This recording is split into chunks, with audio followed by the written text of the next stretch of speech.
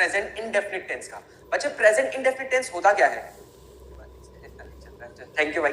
Present indefinite tense होता क्या है? अब उसी के सारे पॉइंट्स को मैंने यहाँ पे मेंशन कर रखा है। कभी भी आपका हैबिट बताया जाए, कभी भी आपका हैबिट बताया जाए, चाहे आपका रूटीन बताया जाए, चाहे कोई फैक्ट्स हो जो सच है, चाहे यूनिवर्सल ट्रुथ हो, वो सारी की सारी पॉइंट्स, चाहे न्यूज़पेपर की हेडलाइंस हो या न्यूज़पेपर रीडिंग हो, चाहे लाइव कमेंट्री हो, चाहे फ्यूचर फिक्स्ड शेड्यूल हो, ये सारे पॉइंट्स अगर वाक्य में कभी भी ये सारी चीजें दिखाई दे तो उसको आप एक ही टेंस के अंतर्गत रखोगे, यानी कि प्रेजेंट इंडेफिनिट टेंस। ठीक है। जैसे हैबिट, मैंने बोला कि मैं रोज सुबह 5 बजे उठता हूं, तो आई वेक अप होगा, I wake up at 5 AM every day. समझ में आ रहे हैं ना? तो ये चीजें हो गई। तो हैबिट हो, कोई किसी का रूटीन हो, कोई फैक्ट्स हो, चाहे मैथमेटिकल फैक्ट हो, चाहे साइंस का कोई फैक्ट हो, two parallel lines never intersect each other. ठीक है। तो इंटरसेक्ट यहाँ पे वर्ब हो गया, जो कि वर्ब का फर्स्ट फॉर्म है, यानी कि प्रेजेंट इंडेफिनिट टेंस।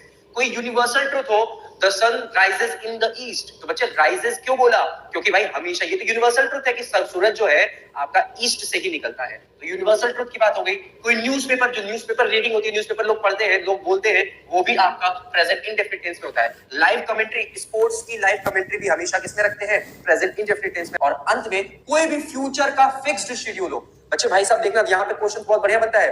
फ्यूचर का फिक्स्ड शेड्यूल हो तो आप उसको किसके अंतर्गत रखोगे? प्रेजेंट इंडेफिनिट के रखोगे। लेकिन याद रखना, फ्यूचर बहुत दूर नहीं, जो भी फ्यूचर हो लेकिन फिक्स्ड हो कि आपको वो करना ही करना है, तो आप वहां पे प्रेजेंट इंडेफिनिट टेंस का प्रयोग कर सकते हैं। तो ये हमने देखा। दूसरी चीज, कीवर्ड्स। भाई ये कीवर्ड्स आपको मदद करने वाला है, ये कीवर्ड्स आपको मदद करने वाला है। कीवर्ड्स कौन कौन से बच्चे? तो इसको ध्यान से देखिए। कीवर्ड्स यहाँ पे है, मैंने लिख दिया एडवर्ब ऑफ फ्रीक्वेंसी।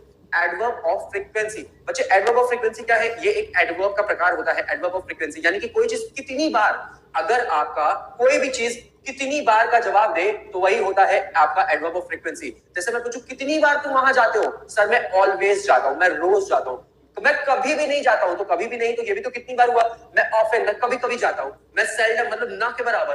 हार्डली भी एकदम ना के बराबर। Rarest of the rare, rarely, scarcely, occasionally मैं ये काम करता हूं। ठीक। रेगुलरली, मैं इस चीज को रेगुलरली करता हूं। तो भैया ये रेगुलरली हुआ, ओकेशनली हुआ, स्कैर्सली हो गया, रेयरली हो गया, ऑलवेज हो गया, नेवर हो गया, ऑफन हो गया, सेल्डम हो गया, हार्डली हो गया। ये सब आपका क्या बता रहा है? रूटीन बता रहा है। ये सारे के सारे शब्द आपके रूटीन बता रहे हैं। टेंस तो बहुत लोग पढ़ते हैं सर, ये सब चीज आज पता चला। चलिए भाई, अच्छा हुआ आज पता चल गया। तो ये चीजें होती है एडवर्ब ऑफ फ्रीक्वेंसी, कितनी बार का जो जवाब दे। यूजुअली, अक्सर, फ्रीक्वेंटली, ज्यादातर, नॉर्मली, आमतौर पे मैं वहां जाता हूं, समटाइम्स, कभी कभी, जनरली, रेयरली देखो यहां मिस हो गया है, यहां पे रेयरली था, रेयरली ना के बराबर। ठीक है। तो ये सारी चीजें जो आपके एडवर्ब ऑफ फ्रीक्वेंसी के बारे में इंफॉर्मेशन दे, यानी कि जवाब दे कितनी बार, वो सारे के सारे पॉइंट्स आ जाती है प्रेजेंट इंडेफिनिट के अंतर्गत। तो याद रखो, ये शब्द तो अगर आपको कहीं पे भी जिक्र मिल जाए ना, तो याद रखना वो आप टेंस क्या रखोगे? प्रेजेंट इंडेफिनिट टेंस का रखोगे। ठीक है। अब अंकेश जी और हर्षित जी नमस्कार, गुड इवनिंग। अब देखो बच्चे, एडवर्ब ऑफ फ्रीक्वेंसी आता कहां है ये भी जान जाओ। तो मैंने लिखा हेल्पिंग वर्ब और मेन वर्ब के बीच में हमेशा आता है एडवर्ब ऑफ फ्रीक्वेंसी। जैसे मैं अगर बोलूं आई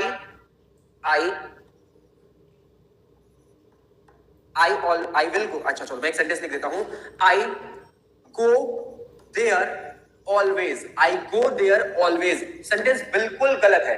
मैं जाता हूं वहां पे हमेशा, बिल्कुल गलत है। क्यों? क्योंकि बच्चे ये जो ऑलवेज है ना, ये एडवर्ब ऑफ फ्रीक्वेंसी है। ये हमेशा हेल्पिंग वर्ब और मेन वर्ब के बीच में आता है। तो आपको इसको उठाना है। भाई देखो, यहाँ हेल्पिंग वर्ब है नहीं, सिर्फ मेन वर्ब है, तो कुछ नहीं करो, इसको उठाओ और मेन वर्ब के बीच में रख दो। अब बोलो I always go there, I always go there, और ये हो जाएगा आपका करेक्ट आंसर। समझ में आ रहा है ना? तो ये जो वर्ड्स मैंने आपके सामने लिखा हुआ है, ये पीडीएफ में आपको अभी सेंड करवा दूंगा, इसको देख लेना, इसको डाउनलोड कर लेना और ये चीजों को समझ लेना। दूसरा चीज, हमारे कुछ और होते हैं कीवर्ड्स। प्रेजेंट इंडेफिनिट टेंस के कुछ और कीवर्ड्स होते हैं जो वाक्य के अंत में लगते हैं, वो बीच में नहीं लगते। जैसे ये वाक्य के अंत में नहीं लगता, ये हमेशा हेल्पिंग वर्ब और मेन वर्ब के बीच में लगता है। उसी प्रकार कुछ और भी हमारे वर्ड्स होते हैं जो आपका कीवर्ड होता है किसका? प्रेजेंट इंडेफिनिट टेंस का, और वो आता है सेंटेंस के एंड में। जैसे कि डेली, आई स्टडी डेली। अब मैं ये नहीं बोलूंगा I daily study, I study daily. On and off, on and off, on and off का मतलब होता है कभी हाँ कभी ना, ऐसा कुछ हो जाता है। ठीक है। डे इन डे आउट, ये भी एक फ्रेज है, ऑन एंड ऑफ। बच्चे एक बार मैंने एसएससी के क्वेश्चन पेपर में देखा था, ऑन एंड ऑफ की जगह लिखा था ऑफ एंड ऑन। तो बच्चों को लगा कि ये गलत है, तो याद रखना ये गलत नहीं होता। ऑफ एंड ऑन कहो चाहे ऑन एंड ऑफ कहो, दोनों चीजें सही है। गौरव गुप्ता जी आपका स्वागत है, गुड इवनिंग। तो डे इन डे आउट, कभी मतलब कभी हाँ ना, कभी हाँ कभी ना, ये चीज होगी। एवरीडे, एवरीडे क्या बता रहा है? मेरा रूटीन बता रहा है। Every night, every morning, every time. बच्चे एवरी के बाद कभी भी टाइम लग जाए तो याद रखना ये आपका रूटीन बताता है। जैसे मैंने बोला मैं हर संडे को जाता हूं घूमने, तो I go on a tour. I go on a tour every Sunday. I go on a tour every Sunday. तो ये every plus Sunday ये टाइम हो गया, ठीक है। तो याद रखिएगा ये सारी कीवर्ड्स मैंने आपके सामने लिख रखा है। इसको आप सबसे रिक्वेस्ट है कि इसको अच्छे से याद कर लेना, समझ लेना कि ये हमारा क्या बताता है, रूटीन बताता है। और प्रेजेंट इंडेफिनिट टेंस क्या क्या होता है, हैबिट होता है, रूटीन होता है, कोई फैक्ट्स होते हैं, कोई यूनिवर्सल ट्रुथ होता है, न्यूज़पेपर की अगर कोई बात आ जाएगी या कमेंट्री की बात होगी, और कोई भी फ्यूचर का फिक्स्ड शेड्यूल होगा, हर जगह पे आप यूज करोगे क्या, प्रेजेंट इंडेफिनिट टेंस। चलो